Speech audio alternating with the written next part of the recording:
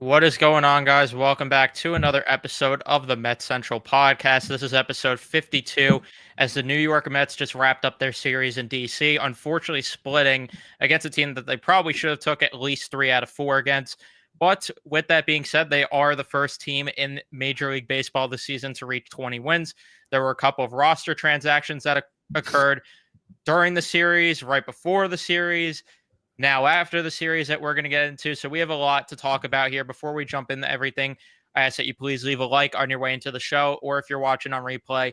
If you guys are new to the channel, I recommend subscribing, especially if you are New York Mets fans, as we give coverage here after every single game, after every single series. We do these podcast episodes to wrap up and recap a whole go in depth of the series. The post games are more just instant reaction type things, and then turn on your notifications so you do know when we upload or go live on the channel. And if you do want to interact live, we try our best with these live streams to go live around the same time, around 2-3 o'clock, to do these for the podcast. Of course, the post games vary.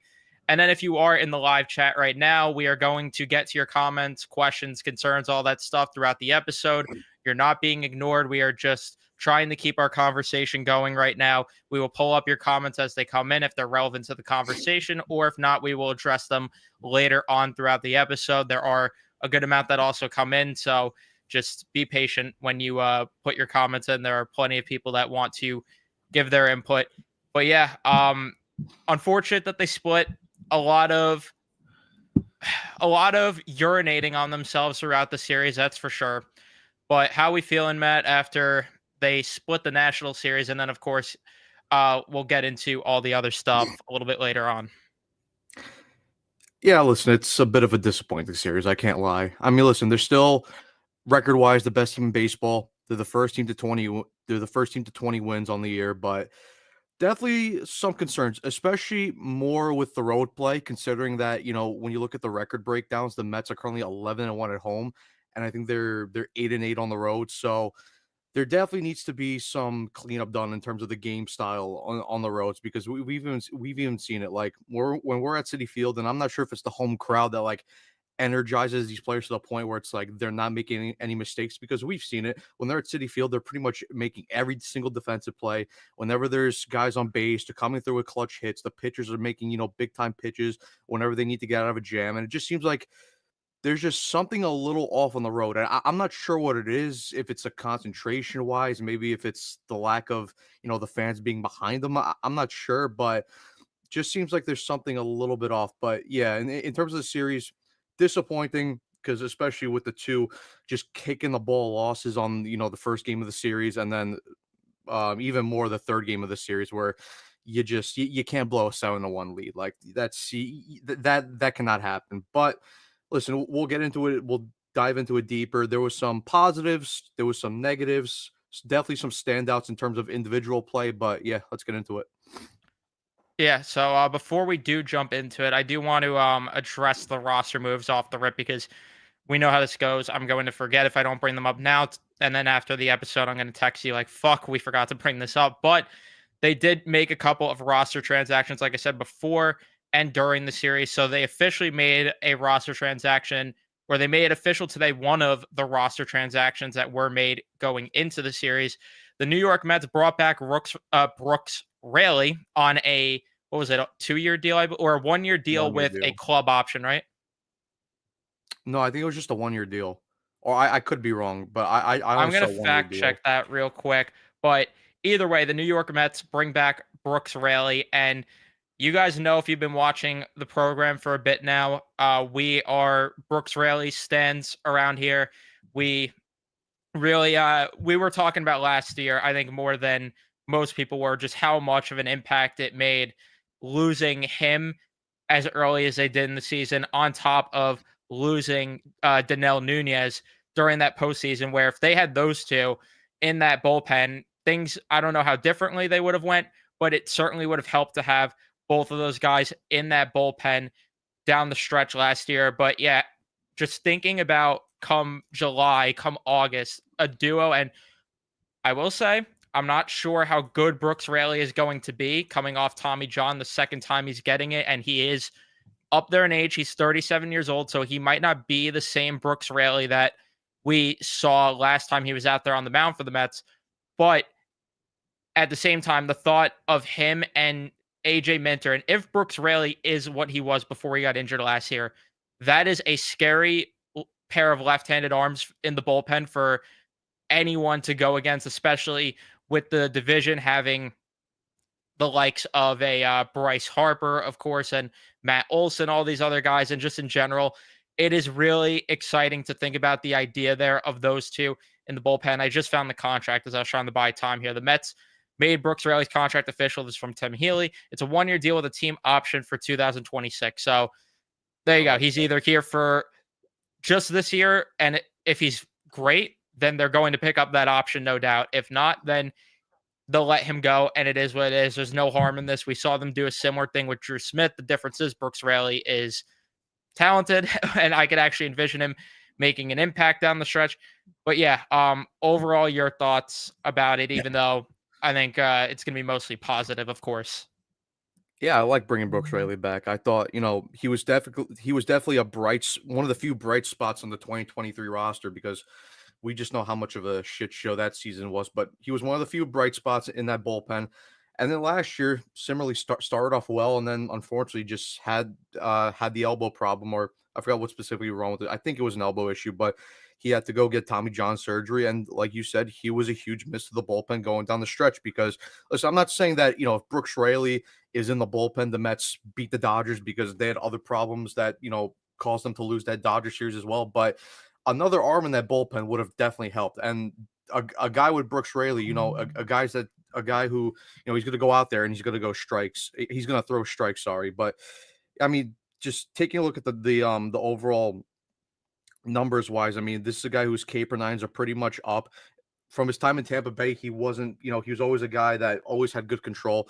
The control kind of worsened a little bit when he came over to the Mets in 23-24, but that really, that's a guy that you can rely on to just constantly throw strikes and not really have to worry about the walks wise. And a guy that's also going to keep the ball in the ballpark. He doesn't give up a ton of home runs either. So, and yeah, and the thing that also I really like, and I know we'll talk about, the AJ Minter injury, but when AJ Minter comes back and then, Brooks Raley comes back and, he eventually goes to his rehab appearances at AAA, the Mets for the first time in a long time, they're going to have two solid, dependable lefties where pretty much you're comfortable in whichever guy comes into any situation, which is very good. Because I mean, if you take a look at the last year, the Mets main double duo in terms of lefties was both Jake Diekman and Danny Young. And then Alex Young for a bit. And then Alex Young too, later down the line in the season. But yeah, it's going to be big when those two are back. And again, and then you add Dedno Nunez again. And listen, I get that the bullpen's kind of maybe been a little bit overworked so far, and we kind of saw a little bit of cracks in this series against Washington. But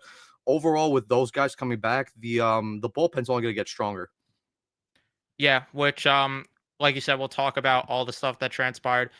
But in terms of the other roster moves, before we break down the ball games and get into the series here, the Mets, to correlate with that move, they end up putting Sean Manaea on the 60-day IL. Of course, that's causing Met fans to freak out when all that means is that they're opening a 40-man roster spot for Brooks Raley. So literally all that means.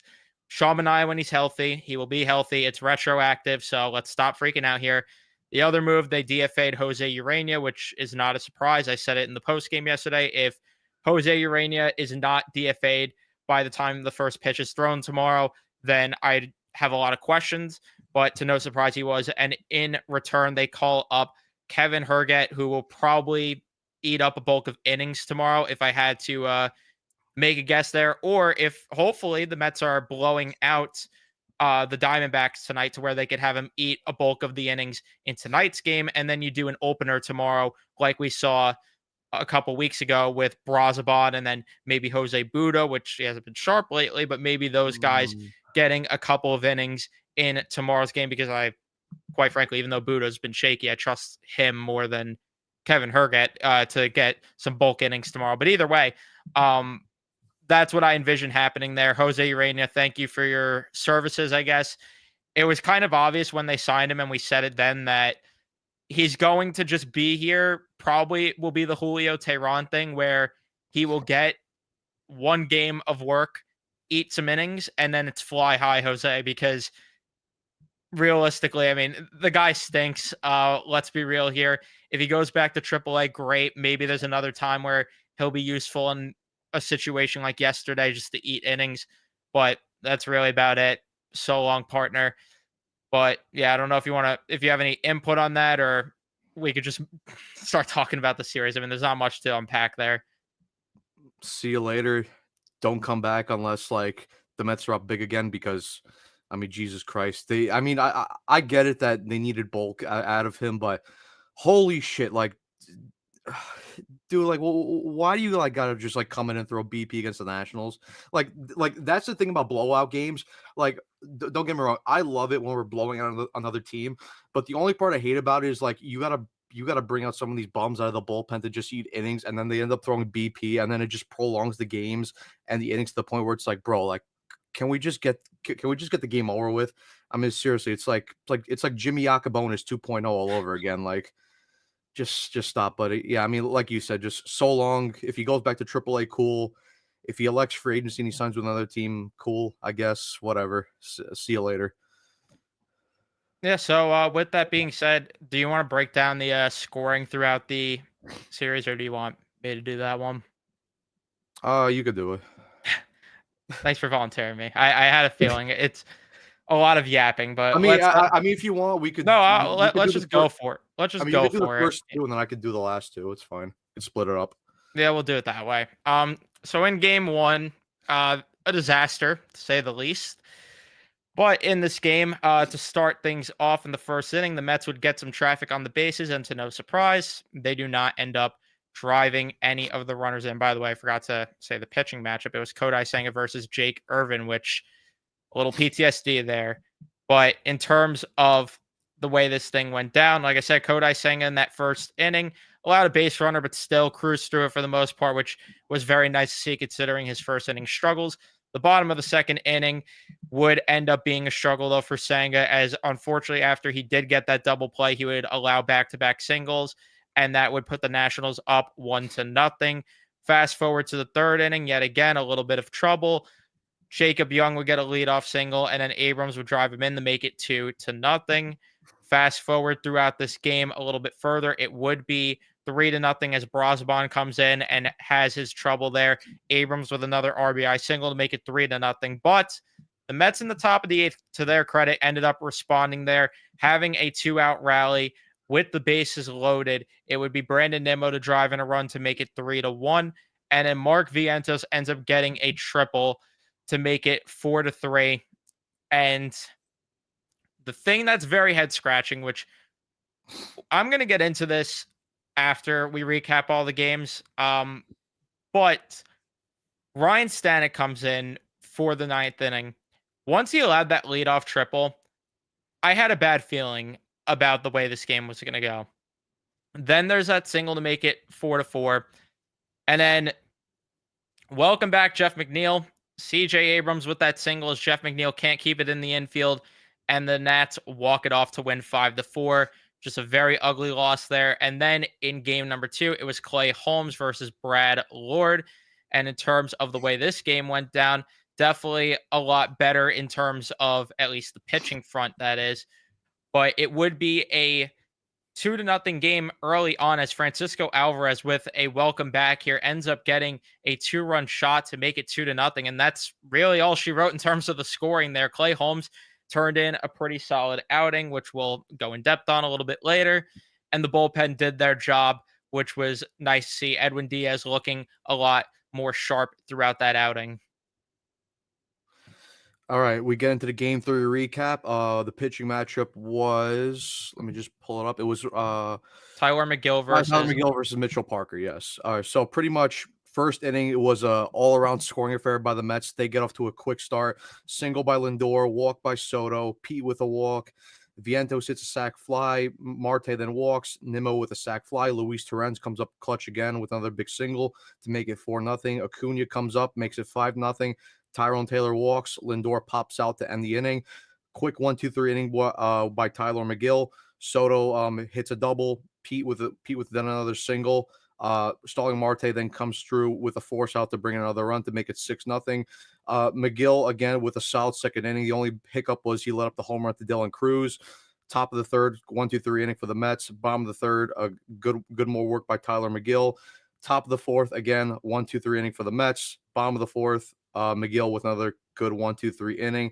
Top of the fifth, you had a Mark Vientos single. Marte would hit into a force out, and then you would have another big time hit by Luis Torrens, who hits a double to bring another run to put the Mets up 7-1. Bottom of the fifth, another 1-2-3 quick inning from Tyler McGill.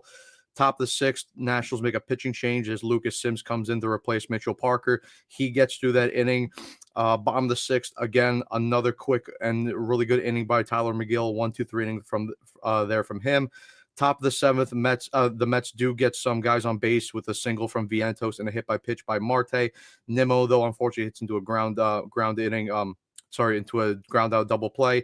Torrens strikes out to end the inning. Bottom of the seventh, and this is where the game gets a little interesting because Luis Garcia, any other day, it's a normal pop up to right field. But unfortunately, Juan Soto loses the ball in the sun. It drops in front of him. And pretty much after that, that's where the inning starts to unravel because McGill bounces back with a strikeout of Nathaniel Lowe, brings in allows a single to Josh Bell. It makes it 7-2. He comes out, and then Mr. Jose Butto. Oh, Jose Butto, how we're going to talk about him and rip him a new one this episode because he comes in, strikes out Dylan Cruz, then proceeds to give up a single to Jose Tena, gives up the single to Alex Cole to make it 7-3. Then just tosses an absolute meatball down the middle to Riley Adams, who homers to make it a 7-6 game. Gets CJ Abrams to pop out. Top of the eighth, Jackson Rutledge comes in, a 1-2-3 inning for the Mets. Bottom of the eighth, Brazaban gets into some trouble, but is able to thankfully get out of it. Top of the ninth, and this is where kind of the Mets ultimately lost the game because you have Juan Soto who starts off the inning with a single. Pete Alonso is then hit by a pitch. Jackson Rutledge throws a wild pitch to the backstop, causes both Soto and Pete to move up a base. So you have second and third with no outs. And the Mets proceed to bring in nobody as Mark Vientos grounds out. It was a nice play by CJ Abrams. I'll give him some credit there.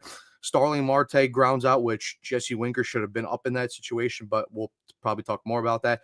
And then Brandon Nimmo grounds out to end the inning. And then pretty much bottom of the ninth, Stanek comes in, and we could tell right away that this was not ending the Mets' way because Alex Call starts off the inning with a double. Keibert Ruiz, who comes at the pinch hit, grounds out, moves Alex Call over to third base.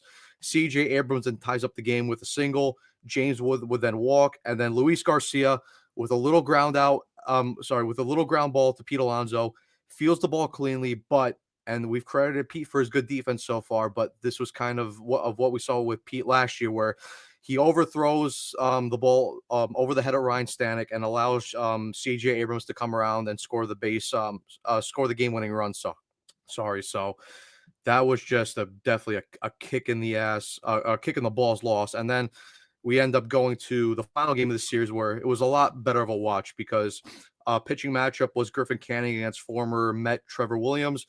Mets don't get anything in the first. It was a 1-2-3 inning. Griffin Canning gets into he walks Luis Garcia in that inning, steals second base, but is able to get out of that inning. Top of the second, you have Mark Vientos hit a single, Brandon Nimmo hit a single, then Francisco Alvarez, who had a pretty good debut series coming off the injury, he hits a double to put the Mets up 1-0. And then good friend Jeff McNeil with his torpedo bat hits a sacrifice fly to make it a 2-0 game.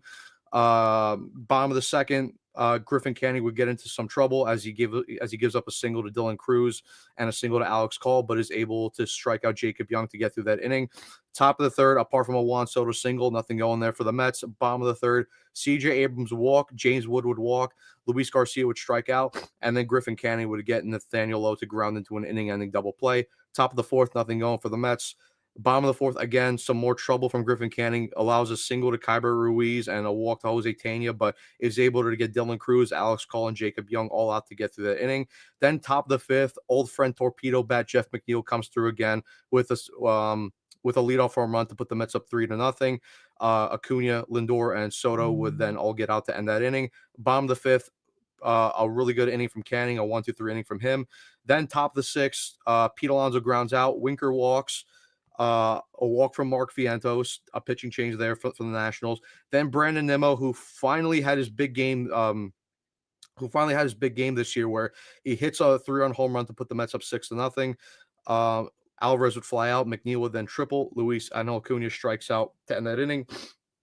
Max Kranick comes in to replace Griffin Canning. Apart from a single to Kyber Ruiz, he would get out of that inning. Top of the 7th, some more scoring from the Mets as Lindor would be hit by a pitch. Soto would then double. Pete Alonso would then single to bring in Francisco Lindor. Jesse Winker walks. Mark Vientos strikes out.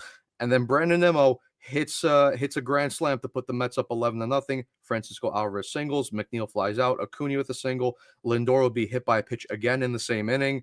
Jose Azocar would then come in to replace Juan Soto. He'd ground out to end the inning.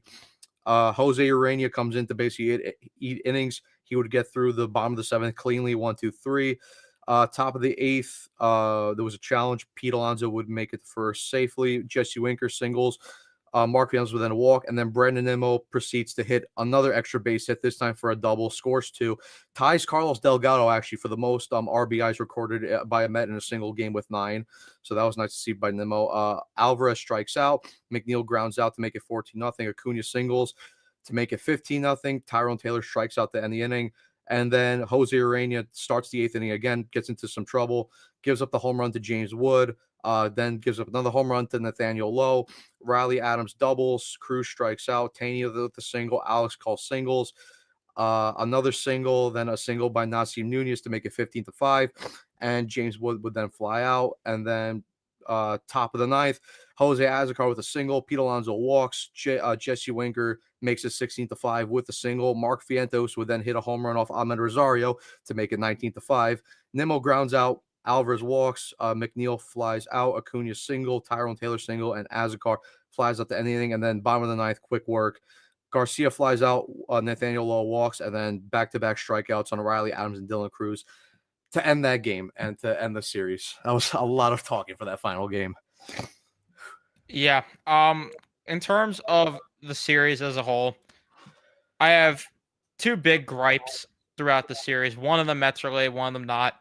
The non-Mets one, this umpire crew, the entire series, the worst umpiring crew I've seen in my damn life. And it went both ways, because what the fuck were they doing squeezing the zone on Jose Urania there on Nathaniel Lowe at the end of that game?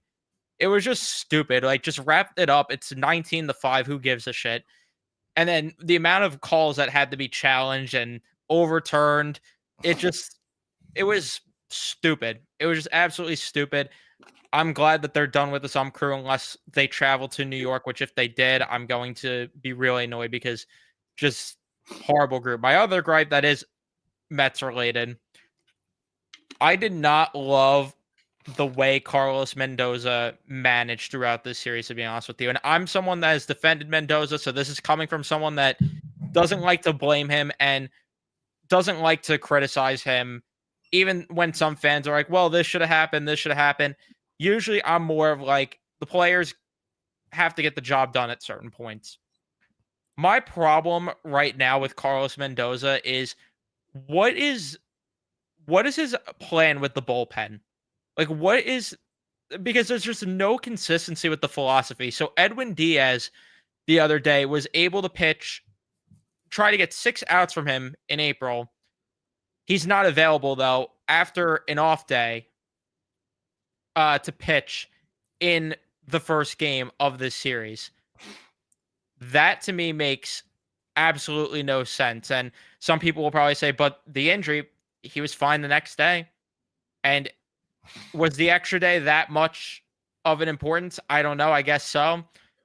I don't understand why he wasn't available back-to-back days. Now Reed Garrett is all of a sudden available to go back-to-back days. Like, the first 2 games we saw Reed Garrett, but he wasn't available back-to-back days earlier on before. So what's that about? And then Max Kranick could throw like 30 pitches, have 1 off day and be available, but Reed Garrett could throw 12 to 15 pitches, not be available the next day. AJ Minter all of a sudden getting back-to-back days. Where was that during the Phillies series when they needed him? And I mean, granted, it worked out when they did go to Danny Young, but again, like we talked about, the process is really the thing here, where He threw 14 pitches, I think, in that second game of the Philly series. In that third game, you probably could have used AJ Minter, and they didn't want to use him because it was back-to-back days. But now he could go back-to-back days, no problem. Jose Budo, why was his leash not short at all? And what is the obsession with putting this guy in with guys on base when it's obvious every single time he comes in with guys on base, it does not work out? So again, I'm not someone that likes to critique the manager entirely because I don't like to play couch manager all the time either. But there was so much throughout the series where I'm like, there's no consistency from what's been going on throughout the season. And then on top of that, when you get to that first game, Carlos Mendoza usually makes defensive substitutions. Why did he not pull McNeil for Acuna there when it's McNeil's first game back and Acuna is the better defensive second baseman? I do not care what people tell me or show me with certain analytics, because let's be honest here. The same people that say Juan Soto's a butcher in right field, his analytics aren't bad in right field, but he's probably average. Let's just say that. But Acuna is the better second baseman. I think everyone from the eye test could agree there. Why was he not in the game at second base to end that first game? Why not make the defensive substitution? And then, like you said, why did he not pinch hit? Why did Winker not pinch hit for Marte? And that, what was it, the third game? Why did he not pinch hit there? The third game, yeah. And yeah, like this is the thing. People are like, oh, McNeil has better range. I can tell you right now, Acuna would have kept that ball in the infield in that first game. I don't care what anyone spews in my face, what anyone says. Acuna should have been in the game in that situation. Again, this doesn't make me hate Carlos Mendoza. This doesn't make me think that he's a terrible manager, but there was so much throughout the series where, again, where's the consistency with the philosophy? And it's hard to kill the bullpen because they are getting as relied on as possible and they are a little bit taxed right now. But I also think that there's got to be more consistency with the philosophy here, because why is it that some guys sometimes are able to go back to back despite throwing more pitches in certain games, but then in other games it's like, no, we can't use these guys back to back. It just, again, makes no sense to me. And now Minter gets hurt, so it's like your inconsistency didn't even work out there. So now we have another concern there with AJ Minter, who went on the IL. I don't know when he's going to be back. We haven't heard an update outside of it being, instead of a tricep injury, it's a lat injury apparently. So I don't know. I don't know when we're going to see him, but it just is very weird the way Mendoza managed at points throughout this series. Yeah, I mean, first of all, just to start off with the umpiring crew was fucking garbage this whole series. Like, the amount of blown calls that they have, like you said, the fact that it's a 19-5 game and they're freaking squeezing the strike zone to extend the game for some reason, it makes no sense. And then that triple play call is just, I forgot about that one. It was a horrible call. I mean, it clearly hit the ground in front of Nathaniel Lowe's glove, and they say he caught it. They caught it in midair, but I don't get why you can't review that play either. It makes no sense at all. But regardless, it is what it is. At the end of the day, you just gotta get through it. But the fact that you have some of these just umpiring crews, it seems like they've never been trained and they never umped a professional baseball game before.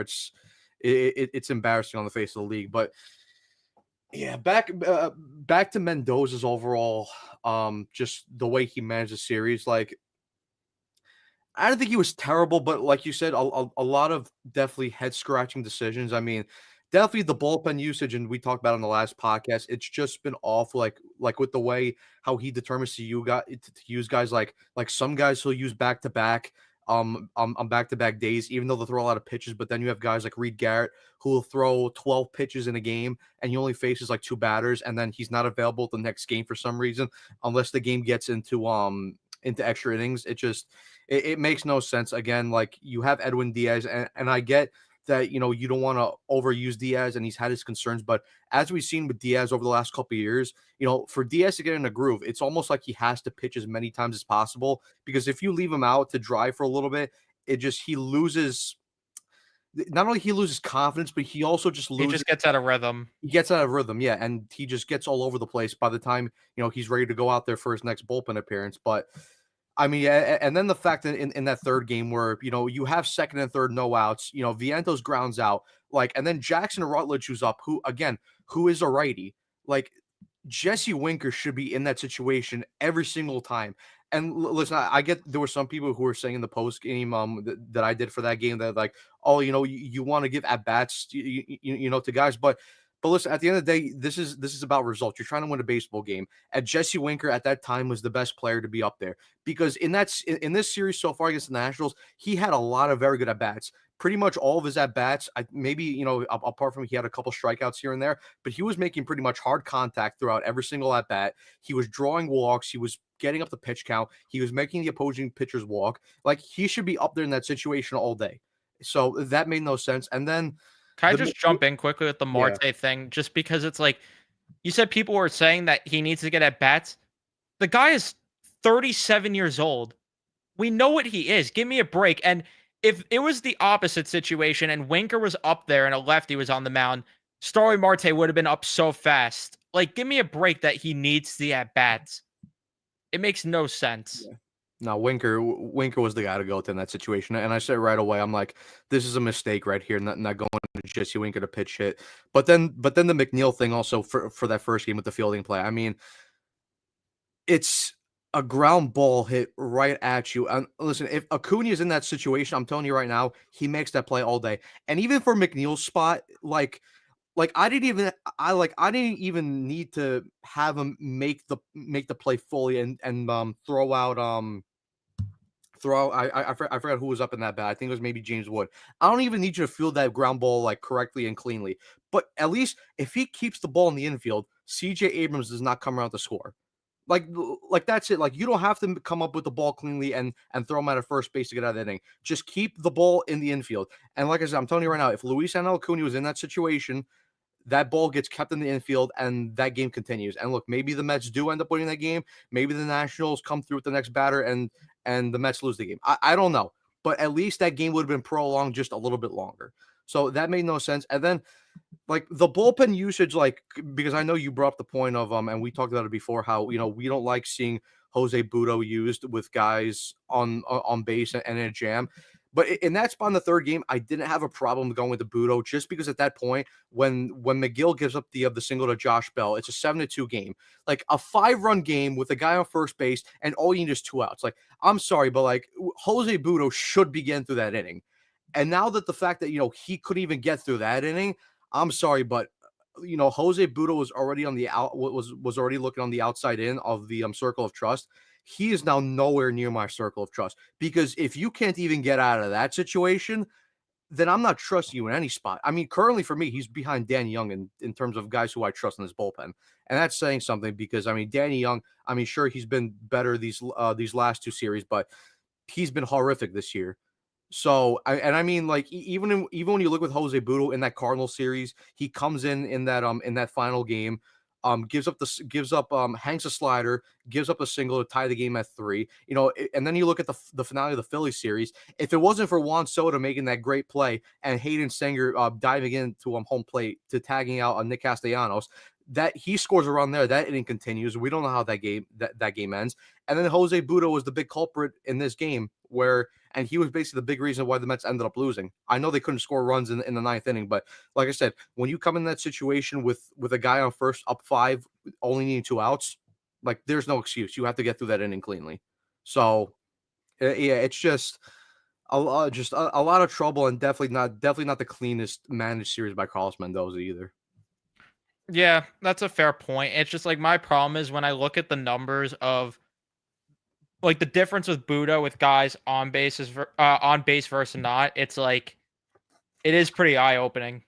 It is pretty eye opening to me to where it's like he probably shouldn't be pitching with guys on base, but at the same time, sometimes you're going to need it from him. But it's just a pretty big difference, the numbers, which is very alarming. And this is really the point here with what Carson's saying with the McNeil play. It's like, because I have people that are like, oh my God, you're just overhating McNeil. Juan Soto should have made that catch in right field. You're comparing a warning track fly ball right at the fence to a ball that doesn't even need to, like Matt said, and like what Carson's saying here in the chat, you don't need Jeff McNeil to make the play and record the out. It would be nice. Like a good second baseman would probably do it, but you at least just need the ball smothered and kept in the infield. And who knows, maybe AJ Minter gets out of it. And if he doesn't, then it's on Minter. At least I could sit here and say, you know what? At least the right defensive play was made. But, and the other problem is what Carson's saying too. Tyrone Taylor was playing back. There was just no awareness there from Jeff McNeil. Keep the ball in the infield. It's all he needed to do in that spot there. It wasn't anything complex here. It was just keep the ball in the infield. So I just don't get it at all. But, and we have Ray saying that Budo has not been good since the Milwaukee series. I think even before that, I mean, even in September, he did not look right down the stretch, because we have to remember that the circle of trust had, like, each month there was a different circle of trust last year. And the September circle of trust did not include Jose Budo. It was pretty much Edwin Diaz and Phil Maton. That was your September circle of trust. Two guys. Budo hasn't been in the circle of trust since August of last year. Maybe even July, you could argue, because he started to fall apart towards the end of August. So, I don't know. And now with Minter going down, I'm really worried. I'm a little worried about the bullpen. I shouldn't say really worried. I'm a little worried about the bullpen just because you still have Budo hanging around here. Brazoban's starting to look a little more human as of lately. Danny Young is now going to be relied upon more that Minter's down. So it's not a great situation in terms of that. But at the same time, it's just like if there was consistency with the philosophy, that would definitely help a little bit. Reed Garrett's going to have to get used more. Whether the Mets like it or not, they're going to have to use Reed Garrett more. And Stanek, he's also looked a little bit shaky lately. He's going to have to start locking in a little bit. Well, it's that you know, guys are probably gonna have to get used more, like you said, with Reed Garrett, and Stanek's gonna have to lock in a little bit more. But now a little more pressure goes onto the starters, because now the starters really have to go just a little bit deeper now. You know, instead of 5 innings, could we maybe start to see some of these guys go 6 innings consistently? Like that would be nice. Like I know Griffin Canning had a pretty good start, but again, only 5 innings. Clay Holmes got a little bit lucky because I was listening to that game on the radio while I was at work. And the reason why he only went 5 innings, and like I said, he probably could have went a little bit more if it wasn't for the rain delay. He probably could have gone 7 if he just got to the 6th inning quickly. But because they were talking about it, but because he was in starter mode for about like 2 hours and 45 minutes, and because of the rain delay, that was the reason why they took him out. You know, they didn't want to have him like locked in for that long, for say. So I get that. McGill gave you length. You'd like to see that. And then Senga gave them pretty good length in that first game as well. So, but you're going to need to see guys give more length, you know, from now on. What's going on? The lineup dropped, and Brandon Nimmo's not in the lineup. Nice. So maybe I don't want to hold back on Mendoza. So why is Brandon Nimmo has 9 RBIs yesterday, and they sit him. And why is Marte cleaning up? Vientos has been so much better lately, and Marte's I have no idea why.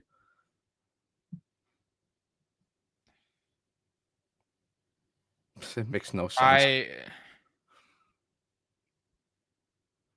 I don't understand. I really don't understand. 9 RBIs yesterday, and you sit him. That's a way to get him out of his funk. Yeah, all right. Well, very head scratching stuff yet again. But back to your point with the starters, and sorry that I just like when I saw that, I had to react there. I was like, we can't be serious here. But yeah, the starters do need to give more length. Like, you're getting good enough starts, because like we say or at least I'm saying every post game, I'm sure that you have the same thoughts. It's like we would have signed up for Canning to consistently give the volume he is. Tyler McGill giving the volume he gave in that game, we would have signed up for. Clay Holmes, we would have signed up for just consistently giving 5 to 6 innings early on. Senga giving some volume early on, but they're going to need these guys to start to go. Someone's going to have to start going 7. At some point, it's got to happen. Someone's got to go 7 here. Yeah, I mean, and speaking of Tyler McGill, I think we got to give this guy some flowers because I am like this close to fully buying in on Tyler McGill. I just need to see the starts now be good in May and later on down the year because let me tell you something, that start in Washington, and it was such a shame that they ended up losing that game because for me, in my opinion, I think that was the best game I've ever seen Tyler McGill pitch in the major leagues. He was locked in from start. I mean, his four seamer, like the amount of IVBs he's getting on his four seamer, just the amount of swings and whiffs he's getting now on that fastball. I mean, he threw it 43 times, got 19 swings, five whiffs on it. His slider, which we've been talking about all season so far, as that pitch that he's finally developed and got threw it 26 times, 11 swings, 6 whiffs. Has really cut down on the walks, has upped the strikeouts in total. Because I mean, he was just, and like I said, he was up there. He was throwing strikes. He was getting tons of swings and whiffs. Six and a third inning pitch, 3 earned runs, 1 walk, 9K. Only the 1 home run allowed to Dylan Cruz. But it just seems like now with Tyler McGill is like he's really like just found it. It seems like he's found the repertoire which he's really comfortable with because he's ditched the cutter, he's ditched the splitter, which those are kind of 2 pitches that's held him back. He's fully he's starting to go deeper into games. He has a lot more control of the strike zone. Like I said, he's getting more swings and whiffs. For me, like I said, now it's just he has to start going deeper into the season and keeping this kind of consistency because I'm telling you now, if this isn't McGill's time to break out with the Mets, then it's never going to happen, in my opinion. Like, he's 29 years old.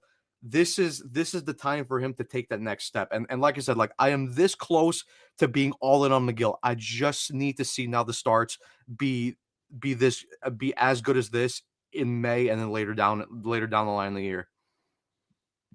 You're going to hate me, but I'm in. I'm a sucker. I'm in.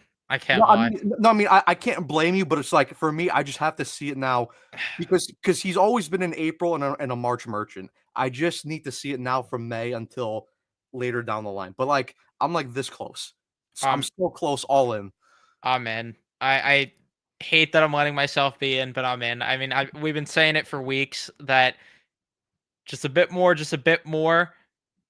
Pause. But now I'm fully in. Pause. Like I can't help, but I can't help it. He looks like the pitcher that we've thought he was going to be, and I think that the changes to the arsenal and just the way that his slider looks in comparison to the way it has in years prior is just all the difference in the world. It's the reason he's getting the swing and miss stuff. And now that he finally has the breaking ball to rely upon, I think you're going to see the consistency unless all of a sudden, and this is the only way that I feel like this shit's going to hit the fan, is if all of a sudden his slider he's hanging it more and just starts leaving over the plate like he used to, then we're going to see the Tyler McGill we used to. But if this is what it is and the change is legit, which it seems like it is because it's been how many starts now? 5, 6? 5, 6, yeah. Whatever it's been. It seems legit. So I'm in. I hate that I'm in, but I'm in. Well, I love it, but I hate it, I should say, because I hate it because every time that I'm in, my heart gets broken. No, I get it. I mean, for me, like I knew, like I just love seeing McGill go up there in his the first at bat of the game when he's facing CJ Abrams, and the guy's just pumping 3 straight fastballs and striking him out, and they were all pretty much touching 96, 97 miles an hour on each of them. I mean, he's just I don't want to get hurt again, like you were saying, because like I mean like I know you've been the biggest Tyler McGill believer since he's come up in 2021. I mean it's a big reason why you bought the guy's jersey in the first place. But I mean like because like I loved what I saw from him in 2021. He was very good in 2022 up until he got that injury that he in the Milwaukee game, which I was at that game. So that kind of sucked to see. He was good again to start in 2023. Last year was pretty much the first time where I pretty much gave up on McGill as a whole. Because even I'm like, if you can't transition to the bullpen and be at least solid for this team, then I just don't see a future. But he's come back this year. It's clear that he's made some adjustments to the arsenal. He looks solid in spring training, and so far through the first 5-6 starts, it's carried over, and he's gotten the results, and he's gotten the swing and miss stuff. Like I said, the walks are down as well. He's pumping pitches into the strike zone. The velo is up as well. It's very good signs. It's like I was saying though. I need to see it past March and April, but I'm like right there. I'm so close to buying in fully. Yeah, no, I can't blame you for not fully buying in. It's just like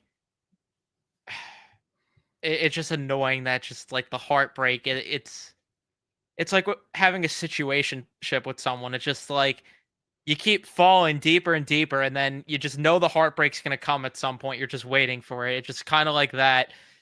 That's the Tyler McGill experience. It's just a situationship here, so I Because don't blame you because I one mean bit. Because I mean, that's like there's a very good pitcher in there. There is, and it seems like now we're finally starting to see it. I mean, we've seen how good his brother is, Trevor McGill in Milwaukee, and we've always said it like if it wasn't going to work out here in New York, like you could just bet that a team like the Rays or the Dodgers, like or the Braves, that they would take a flyer on Tyler McGill, or even the Brewers. They would take a flyer on him and they would fix his problems, and then he would be the guy that we've dreamed about dreamed about that he would be for us. But now it just seems like with the tweaks that he's made, it looks like he's finally starting to come around and looking like that guy that we all thought we had in 2021. Hey, you say be just as good as his brother. I think his brother wants to be as good as him right now because his brother's off to a pretty brutal start right now in Milwaukee. So I definitely didn't have that on my bingo card to be saying that Tyler McGill looks better than Trevor McGill by the end of April here, but here we are. Um, but yeah, in terms of just like other moments that happened throughout this series, just in terms of giving our flowers to players. I mean, Brandon Nimmo's obvious for this, and then it's like now we can't even give him flowers because Carlos Mendoza decides to let's sit him. Great work. Great work to sit Brandon Nimmo after a 9 RBI day. That's gonna boost his confidence. Mark Vientos, though, starting to improve. Yeah. I think it was like a 370 average in his last 20 something at bats, whatever it might have been. He's starting to look a lot better. And we were talking about it for weeks that he is so close to breaking out of the slump. He was getting unlucky at points, which I know a lot of get off my lawn fans are like, oh, what do you mean luck? What do you mean?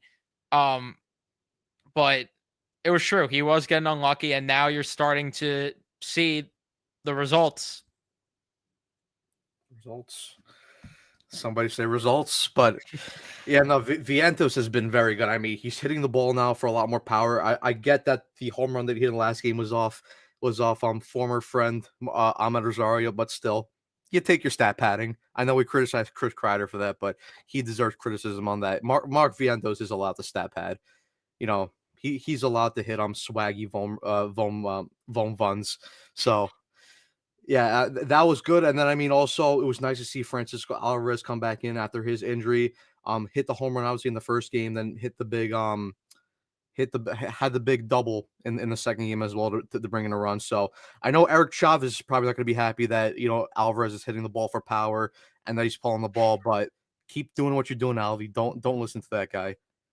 Because yeah, just don't. And then also the other guy I got to give credit to, and I know he hasn't exactly lived up to his contract yet and the amount of money that he's making, but Juan Soto, and I get the Nationals, but Juan Soto had a very good series as well. Went 7 for 16 in the series with a 400 batting average, 741 OBP, 533 slugging, 186 WRC plus, and OPS for over 1,000. I mean, I understand the second game wasn't great for him. He had an 0 for that series. But the third game, I know they lost, but he got on base 4 out of the 5 times. You're starting to see him hit the ball with a little more power. He got a couple extra base hits in this series. Obviously, I didn't love to see him, and we didn't even talk about it, but in the first game where he fucking bunted, I have no idea why he bunted. And like you said, whoever gave him that suggestion should be fired on the spot, because I I'm not forgot to paying. bring that part up. I am not paying Juan Soto $51 million a year to fucking bunt. That's just, get the fuck out of here with that. But like I said, had a good series against the Nationals, but it's all about for him just building up confidence. And now hopefully, with the series that he had where, he's batting over 400, OPS over 1,000. I just hope now that, going into this Diamondback series, we start to see more of the power. We start to see him hit the ball more in the air. Hopefully this series is where he finally gets his first Citi Field home run. I hope, I beg, that it finally happens this series, but it was good signs from Juan Soto.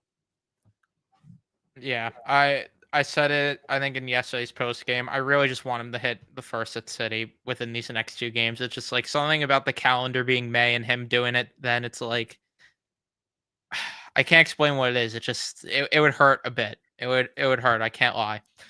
But yeah, he had a good series. Even though people are not happy with a couple of plays in the outfield, because there was also that one where I think it was in Game 3 where he didn't end up. Yeah, the Getting sun. that. He lost the ball in the sun. Yeah, and some people were blaming him, some were blaming Taylor for not getting over the play. That either way, though, he had a better series. I still want to see more. I still want to see more extra base hits. I still want to see more of him putting the ball in the air. No question, but we'll see. We'll see if things start to turn for him, because if so, this team's already at 20 wins without him performing the way that we know he can. So let's hope that he can turn it around, and then that helps elevate the offense a little bit more. But yeah, do you have anything else to talk about throughout the series that happened before we preview the last or preview the series coming up and then wrap things up? No, we could preview the D-back series now. All right, so in the first game, it is going to be Eduardo Rodriguez versus David Peterson. Game 2, the Mets do not have a starting pitcher lined up as of right now. Will it be the guy they called up in Herget, or will it be an opener? I have no clue.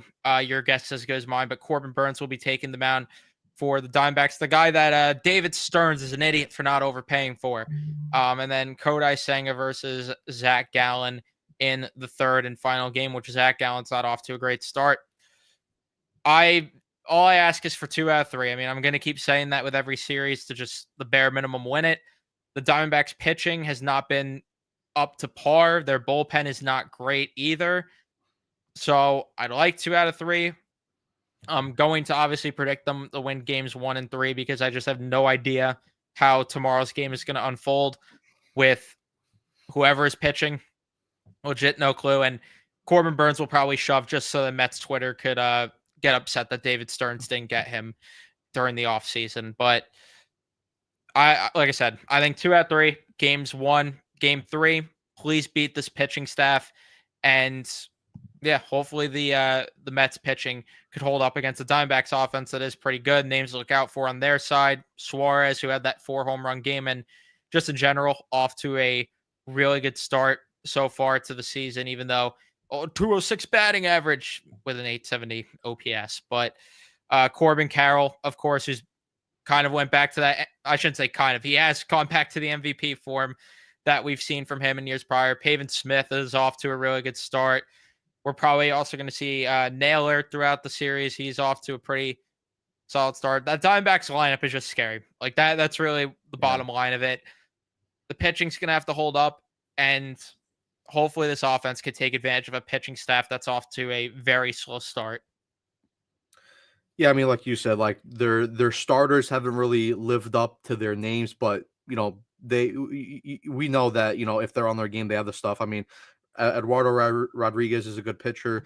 Corbin Burns is, as we mentioned, that's a that's a guy that is capable of winning a Cy Young. And then even though Zach Gallen hasn't gotten off to a good start, I mean 1-4 so far with a 5.57 ERA. Sorry, we know he's better than that. So still got to look out for him. But if he's struggling, then you got to go out and beat up on him. But yeah, I mean, and then as you mentioned with other guys, I mean Corbin Carroll, as you mentioned, over 1,000 OPS so far, with 9 home runs. He's been very good.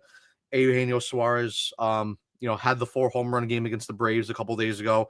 He's gotten off to an insane start. 10 home runs already on the year is insane with an 870 OPS. Josh Naylor, like you said, 893 OPS. That was a good little pickup from the Guardians for him. And then, Perdomo is a sneaky little player, 790. Gurriel's kind of started slow with a 540 OPS, but still, as you said, it's a very dangerous lineup that the Diamondbacks have, and I know they've kind of overperformed. They've underperformed so far. I think they're 15-13. That division in the NL West though is kind of stacked, so we know that the D-backs are a very good team, and like you said, I'll predict 2 out of 3 as well. I'll say they'll win the game today because David Peterson's on the mound, so he's going to get the results. So we'll get the win there. Second game with Burns on the mound, and obviously, we don't know yet who's going to be pitching that game. So I think the D-backs will win that game. And then third game with a struggling Zach Gallen and then Seng on the mound, I think they'll win that game. So just give me 2 out of 3, keep winning series, and hopefully, we see more of improvement from the brand of baseball. And since they're at home, I'm fully expecting that, but let's see.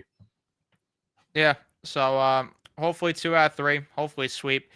Either or would be good for me. But we're going to wrap things up here. Thank you, everyone, for tuning in and watching. Leave a like if you enjoyed. Subscribe if you guys are new to the channel.